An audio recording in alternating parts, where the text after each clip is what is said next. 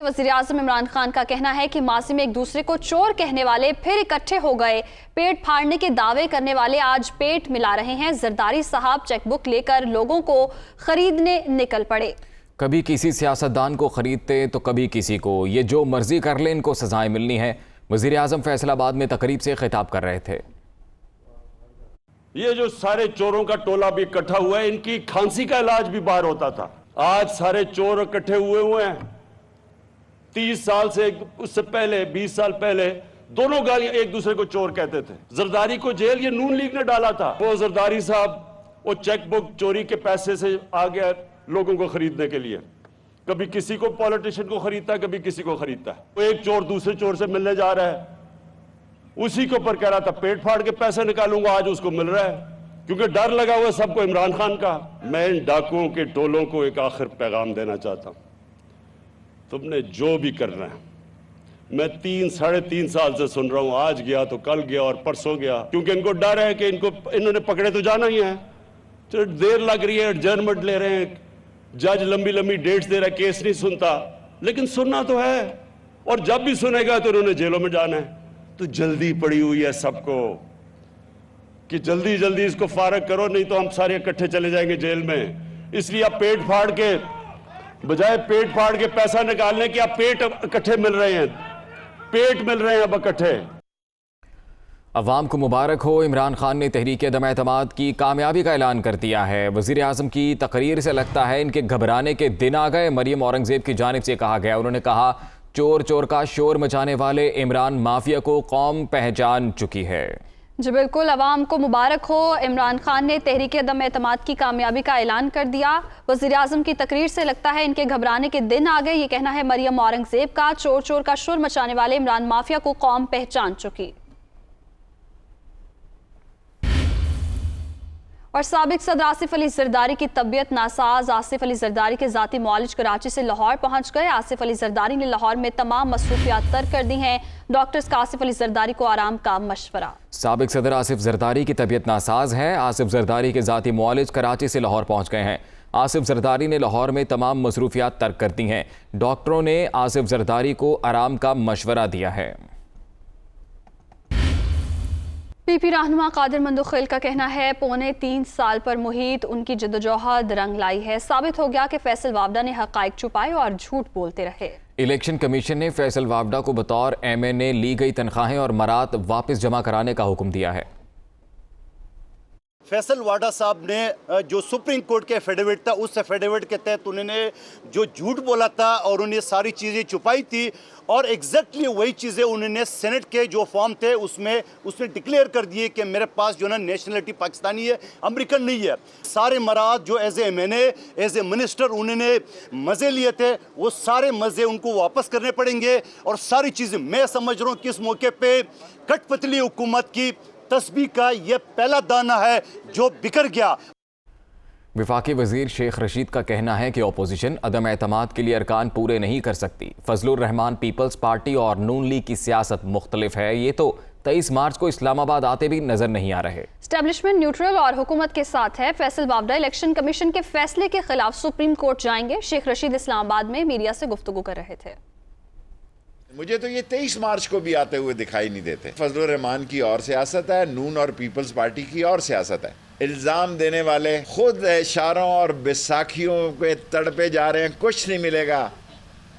Establishment neutral है और वो मुंतखब हुकूमत के साथ है। आप बंदे नहीं ला सकते अदम-ए-एतमाद के, और अगर ये लाने होते तो आप 3.5 साल पहले ले आते। शहबाज शरीफ के केसेस में बड़ी जान है, लेकिन हम नताइज नहीं ला सके। फैसल वाडा साहब जाएंगे जी, कोई दचका नहीं है, वो जाएंगे अभी सुप्रीम कोर्ट में। कल गंडापुर साहब के भाई को भी स्टे मिल गया है। इंशाल्लाह मुझे उम्मीद है कि वो अपना कानूनी हक इस्तेमाल करेंगे।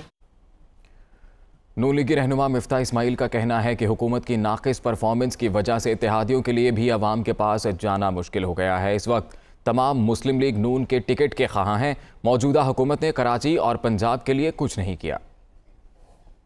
अवाम नहीं चाह रही इमरान को, अवाम नहीं चाह रही कि अब ये महंगाई का बोझ इनके ऊपर मज़ीद बढ़ता रहे, अवाम नहीं चाह रही कि बेरोज़गारी का बोझ बढ़ता रहे, अवाम नहीं चाह रही कि जो करप्शन हुई है, जो ख़ास तौर पर लाहौर और पंजाब में जो मिसमैनेजमेंट हुई है, जो बुज़दार साहब की मिस एडमिनिस्ट्रेशन हुई है, जो लाहौर में जो परेशानी है, पंजाब में जो परेशानी है, अवाम उसका बोझ नहीं उठाना चाहिए। चाहे वो सेंट्रल पंजाब हो या साउथ पंजाब हो, तो सब मुस्लिम लीग की टिकट मांग रहे हैं। वो पंजाब के अवाम के पास जा सकती है इस परफॉर्मेंस के बाद?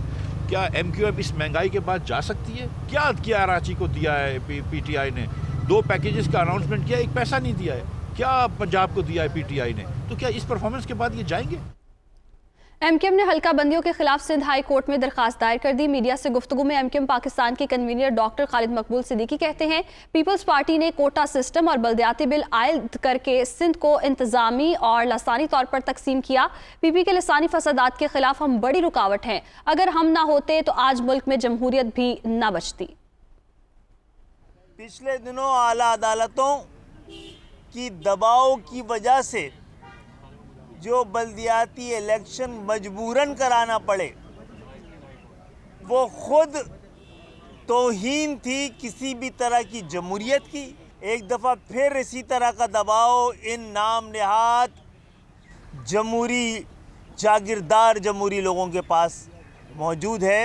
पाकिस्तान पीपल्स पार्टी को सलाम कि उसने अपनी तारीख को तब्दील नहीं होने दिया है।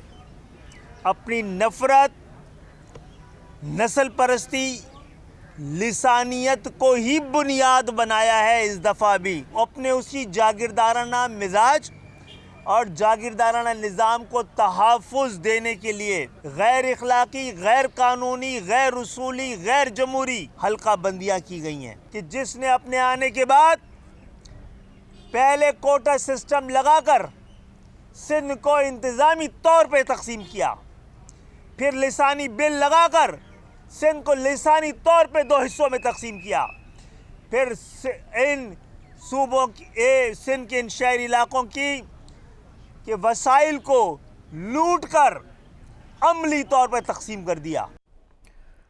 चेयरमैन नैब जावेद इकबाल की हिदायत पर नैब के इंटेलिजेंस विंग की कार्रवाई। नैब में तैनाती के जाली खत जारी करने के इल्जाम में मुलव्विस 3 मुल्जिमान गिरफ्तार। नैब ने शाहिद अली राजपर, असद अली और खालिद मेरानी को गिरफ्तार करके पुलिस के हवाले कर दिया। चेयरमैन नैब जावेद इकबाल की हिदायत पर नैब के इंटेलिजेंस विंग की कार्रवाई। नैब में तैनाती के बाद जाली खत जारी करने के इल्जाम में मुलव्विस 3 मुल्जिमान को गिरफ्तार कर लिया गया है।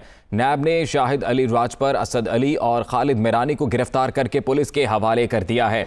चेयरमैन नैब जावेद इकबाल की हिदायत पर नैब के इंटेलिजेंस विंग की जानिब से ये कार्रवाई की गई है। नेशनल क्राइम एजेंसी ने शहबाज शरीफ को मनी लॉन्ड्रिंग इल्जामात में बेगुनाह करार दे दिया। शहबाज शरीफ के खिलाफ तहकीकात पाकिस्तानी हुकूमत के कहने पर शुरू हुई दस्तावेजात में यह दर्ज है और नेशनल क्राइम एजेंसी ने दिसंबर 2019 में शहबाज शरीफ और सलमान शहबाज के असासे जब्त कर लिए थे। सबूत न मिलने पर NCA ने शहबाज शरीफ और सलमान के खिलाफ क्रिमिनल इन्वेस्टिगेशन खत्म कर दी थी। आपको बताते चलें कि नेशनल क्राइम एजेंसी ने शहबाज शरीफ को मनी लॉन्ड्रिंग इल्जामात में बेगुनाह करार दे दिया है। इसी हवाले से तफसीलात जानेंगे Azhar Javed, head of international desk. बताइएगा क्या तफसीलात हैं? बिल्कुल, ये नेशनल क्राइम एजेंसी ने शहबाज शरीफ और सलमान शहबाज को मनी लॉन्ड्रिंग केसेस में बेगुनाह करार दिया था। उसके डॉक्यूमेंट्स जो है वो रिलीज हुए हैं।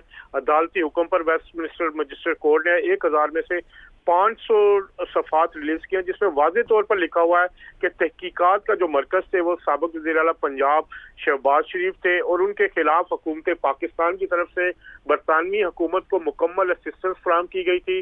शहबाज शरीफ के खिलाफ तमाम जो केसेस थे पंजाब पाकिस्तान में जो चल रहे थे उनके सबूत दिए गए थे। ARU की तरफ से शहजाद अकबर साहब ने मुकम्मल सपोर्ट दी, लेकिन इसके बावजूद नेशनल क्राइम एजेंसी अपनी तहकीकात में किसी भी किस्म का कोई मनी लॉन्ड्रिंग का इल्जाम शहबाज शरीफ पर साबित नहीं कर सके। ये खबर, ये जो डॉक्यूमेंट्स आप देख सकते हैं, इसमें वाज़े तौर पर लिखा गया है कि ये जो प्ली ली गई थी NCA की तरफ से वेस्टमिनिस्टर मजिस्ट्रेट कोर्ट में, और जो 5 जो अकाउंट्स है जिनमें शहबाज शरीफ साहब का भी अकाउंट था वो भी फ्रीज करवाने के लिए कहा गया था। उसमें लिखा गया था कि हुकूमत पाकिस्तान की मुकम्मल सपोर्ट और इन्वेस्टिगेशन में ताउन दरकार मौजूद है।